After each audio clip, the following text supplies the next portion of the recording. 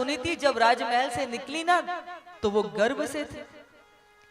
सुनीति ने अपने नगर के पास ही सरोवर के किनारे एक छोटी सी फूस की कुटिया बनाई।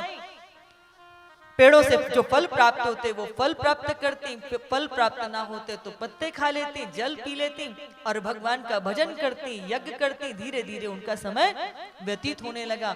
और याद रखिएगा, ये कथा हमको एक और दृष्टि देती है कि जब भी बहन बेटी माताएं गर्भ से हो तो जितना हो सके सात्विक जीवन व्रत लें, संकल्प लें, खूब सुंदर भजन करें, यज्ञ करें और सत्संग का चिंतन करें, बड़े बड़े महापुरुषों का चिंतन करें, देशभक्तों का चिंतन करें। कहते हैं कि जैसी माता की स्थिति होती है गर्भ में आकार ले रहे परिपक्व हो रहे शिशु पर, उसका वैसा प्रभाव पड़ता है। अब माता इतनी भक्त थी तो गर्भ में नन्हे से भक्त राज ध्रुव का जन्म होता है। नन्हा सा ध्रुव अपनी माँ के आंचल में उस संस्कार में पल्लवित होकर के बड़ा होने लगा। अब ध्रुव जब 5 वर्ष के हुए तो एक दिन उनके मन में आया, वो खेलते खेलते खेलते अपने राजमहल में पहुंचे तो पिताजी की गोदी में इनके जो भाई थे ना उत्तम, वो बैठे हुए थे। तो ये भी नन्हे नन्हे पैरों से राजमहल की उन सीढ़ियों को चढ़ते हुए पिता की गोदी में बैठने के लिए उद्यत होने लगे। तो पिता को तो एक पल के लिए प्रेम आया, गोदी में लेके बैठाना चाहा, परंतु जो विमाता थी ना सुरुचि, उसने हाथ पकड़ के झटक दिया। तू गोदी में बैठना चाहता है? इस गोदी में बैठने का तुझे तभी अधिकार मिलेगा जब तू मेरी कोख से जन्म लेगा। इसलिए जाकर के पहले नारायण को प्रसन्न कर, प्रसन्न करने के बाद शरीर का त्याग कर, फिर मेरी कोख से जन्म ले, तब तुझे इस गोदी में बैठने का अधिकार मिलेगा। सोचिए जरा, लोग कहते हैं कि गर्भ सम दुख भूतो न भविष्यति, जो गर्भ का जो दुख है वो भूतो न भविष्यति, क्योंकि कितने समय तक 9 महीने तक बालक अपनी माँ के गर्भ में उल्टा लेटा रहता है। और वो कहती है कि पहले जन्म ले, पहले मर फिर जन्म ले और फिर पिता की गोदी में बैठने का अधिकार मिलेगा। नन्हा सा ध्रुव का नन्हा सा हृदय ऐसे घायल हुआ, रुदन करता करता वह लौट करके आया। माता ने रोते हुए ध्रुव को अपने अंक में भर लिया। क्या हुआ पुत्र, क्यों रोता है, क्यों दुखी हो रहा है? सांस पे सांस चढ़ी हुई थी, रोते रोते कहते हैं माता ये बता कि क्या तू तनपात की पत्नी नहीं है? बोले हूं ना, तुझे क्या हुआ बता तो सही। अगर तू तनपात की पत्नी है तो मैं तेरा पुत्र हूं, तो फिर मुझे पिता की गोदी में बैठने का अधिकार क्यों नहीं? माता कहती है कि जाके नारायण को प्रसन्न कर और फिर मेरी कोख से जन्म ले, तब तुझे बैठने का अधिकार मिलेगा। सुनीति ने यह नहीं कहा कि वो तो तेरी सौतेली माँ है, तेरी विमाता है, वो तुझे देख के क्यों प्रसन्न होगी, तुझे क्यों अंक में बैठने के लिए कहेगी? सुनीति क्या कहती है, बेटा तेरी माँ ठीक ही तो कहती है, भगवान का भजन करने से सब कुछ प्राप्त हो सकता है। देखिए जरा, जितनी भी प्रभु की मंगलमय कथा होती ना, एक एक शब्द में दुनिया भर का ज्ञान भरा हुआ है। कि कभी कभी हम बच्चों के छोटे से मन के अंदर जहर भर देते हैं। और यहाँ सुनीति ने क्या कहा कि हाँ तुम्हारी माता ठीक ही तो कहती है, भजन करने से क्या कुछ नहीं प्राप्त हो सकता। और नन्हा सा ध्रुव आज रात्रि को सोया नहीं, रात्रि भर विचार करने लगा, अच्छा नारायण का भजन करने पर सब कुछ प्राप्त हो सकता है, अब तो चाहे कुछ भी हो जाए, जब तक श्री नारायण को प्रसन्न नहीं कर लूंगा तब तक लौटूंगा नहीं। और नन्हा सा ध्रुव संकल्प लेकर के घर से निकल गया जंगल की ओर। जंगल में जाए जा रहे हैं, क्या करना है, कैसे भगवान मिलेंगे कुछ नहीं पता, बस जंगल में भजन करने से। पर भजन भी कैसे करेंगे वो भी तो पता होना चाहिए। तभी क्या हुआ, नन्हे से ध्रुव ने सामने से एक संत को आते हुए देखा। तो जैसे संत को आते हुए देखा वैसे ही इन्होंने धरती पर लेट करके उनको दंडवत प्रणाम किया। संत ने उठा करके खड़ा किया, बड़े प्रसन्न हुए, लगता है किसी संस्कारी माता की संतान है कि संत को देख के प्रणाम कर रहे हैं। तो बोले कि बालक कहाँ जा रहे हो?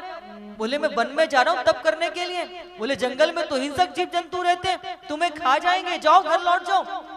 बोले नहीं, मेरी माँ कहती है कि परमात्मा कण कण में व्याप्त है, तो जो वो मुझ में है वही उस हिंसक जीव जंतु में है। इसलिए एक परमात्मा को दूसरे परमात्मा से कैसे मैं, इसलिए मुझे इसकी चिंता नहीं है, जब तक भगवान को पा नहीं लूंगा लौटूंगा नहीं। नारद जी ने देखा ये तो बड़ा संकल्पनिष्ठ है। बोले ये बताओ कि घर में कितनी बार भोजन करते थे? बोले माँ कभी 2 बार खिला देती थी, कभी 3 बार खिला देती थी, कभी गोदी में बैठ करके 4 बार भी खिला देती थी, तो प्रेम से खा लेता था। बोले जंगल में माँ नहीं है, हिंसक जीव जंतु भालू शेर होंगे, तुम्हें अपना ग्रास बना लेंगे, इसलिए जाओ, अभी कुछ बिगड़ा नहीं है, आए बड़े भजन करने, घर लौट जाओ। तो नन्हा सा ध्रुव एक बहुत सुंदर बात कहता है। क्या कहते हैं ध्रुव? कहते हैं कि मेरी माँ कहती है कि जब बालक माँ के गर्भ में आता है ना, तो माँ की नाल बालक की नाल से जुड़ जाती है।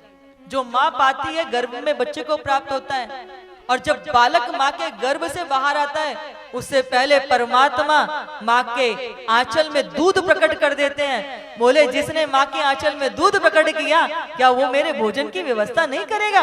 बोले ये उसका काम है, जब तक भगवान को पा नहीं लूंगा लौटूंगा नहीं। तभी उस बालक की दृष्टि ध्रुव की किस पर पड़ी? नारद जी के हाथ की वीणा पर पड़ी।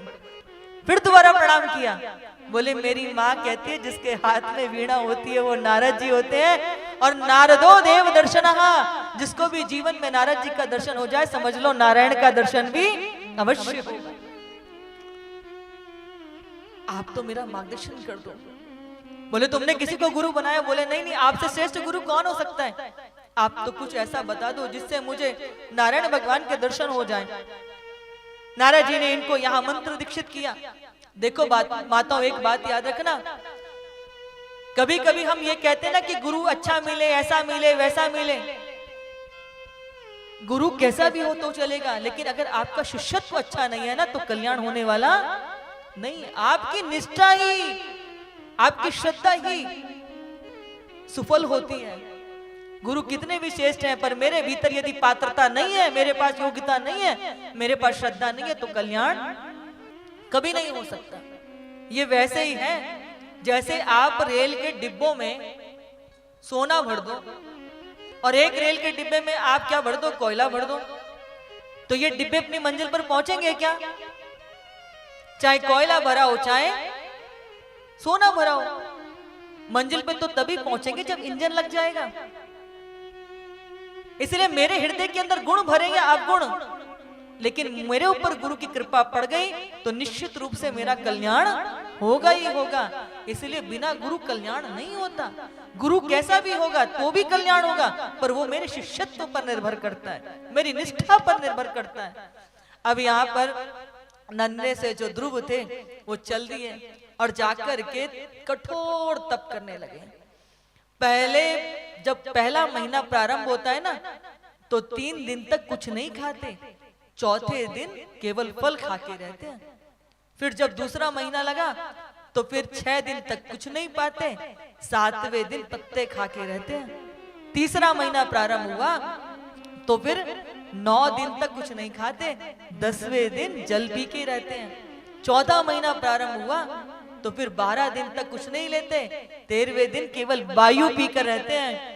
और जैसे ही 5वां महीना प्रारंभ हुआ तो जिस चित्त वृत्ति का नारद जी ने बताया था ना, भगवान की छवि का कैसे तुम्हें स्मरण करना है, तो भगवान की छवि का चिंतन करते करते करते जो हमारी जो चित्त वृत्ति थी जो बहिर्मुखी थी, वो ऐसी अंतर्मुखी हुई कि कब नन्हे से ध्रुव ने श्वास लेना भी छोड़ दिया, उनको भी भान नहीं रहा। और जैसे ही ध्रुव ने सांस लेना छोड़ा या कहिए भजन करते करते छूट गया, तो नैवम विदामो भगवान प्राण रोदम चराचरस्य अखिल सत्व धामना, सारी सृष्टि में सबकी श्वास ब्रह्मरंध्र बंद हो गया।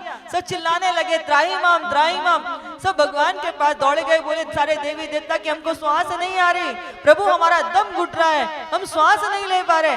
नारायण भगवान ने कहा चिंता मत करो, मेरा एक नन्हा सा भक्त मेरे दर्शन करने की तीव्र उत्कंठा लेकर तप कर रहा है। तप करते करते कब उसकी श्वास भी छूट गई उसको भान नहीं है, अभी जाके उसको दर्शन देता हूँ। और जिस छवि का दर्शन कर रहे थे ना ध्रुव अपने घट के भीतर, भगवान ने उस छवि को जो है आकर्षित कर लिया। और जैसे ही अचकचा करके ध्रुव ने आंखें खोली तो चतुर्भुज रूप धारण किए श्री नारायण श्री सम्मुख प्रकट हो गए हैं। लिए नारायण भगवान की जय हो। यहाँ सम्मुख नारायण भगवान का दर्शन कर रहे हैं ध्रुव, और भगवान अपने भक्त को देख करके अद्भुत दर्शन है, जरा दर्शन कीजिए। यहाँ भगवान अपने भक्त का दर्शन कर रहे हैं और भक्त भगवान का दर्शन कर रहे हैं। हाँ, अपने नन्हे से भक्त का 5 वर्ष के ध्रुव का अर्थ क्या है? संकल्प निष्ठ होना, ध्रुव दृढ़ संकल्प होना। और ऐसे नन्हे से ध्रुव जो है नारायण भगवान उनको दर्शन देने के लिए नहीं अपितु दर्शन करने के लिए हमारे बीच में हमारे भगवान के परम भक्त, बोलिए भक्तराज ध्रुव की, नारायण भगवान की, आज के आनंद की अद्भुत झांकी है भगवान की। नन्हे से ध्रुव भगवान की कैसे स्तुति करे पता नहीं, क्योंकि मेरे तो भगवान ऐसे ही हैं जिनका दर्शन करके सब अपने चित्त को भी, चित्त की भाव दशा ही बदल जाती है। बस हमारे प्रभु हैं ही ऐसे।